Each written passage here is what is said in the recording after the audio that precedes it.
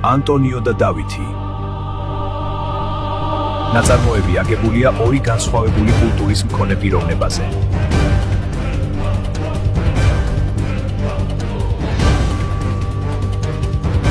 ანტონიო მოქმედების ძალის ლოგიკისა და პრაქტიკული აზროვნების მატარებელია. ქარჩხაძე აერთიანებს მოწმუნეობის ტრადიციას, პოლიტიკურ ძალას და ადამიანის შიშერ სივრცეში. ანტონიო მიწიერი ცივილიზებული შემაკავებელი ძალაა. დავითი შიში მორალური საზომი. მწერალი გმირობას სხვაგვარად ზომავს, დავითი არ კლავს, როცა შეუძლია. მისი უარყოფითობა გარეგანია, მისი ღირებულება შინაგანი. მისი გმირი გვაბნევს, გვაღიზიანებს, ამით არის მნიშვნელოვანი.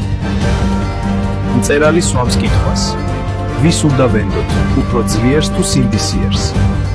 ქარჩხაძის იდეაა ანტონიოს ცივილური გავლენა დავითის კულტურული იდენტობის ფონზე. რომანი ფილოსოფიური, ფსიქოლოგიური და სიმბოლურია, რომელიც განიხილავს ძალას, შიშს და მორალს.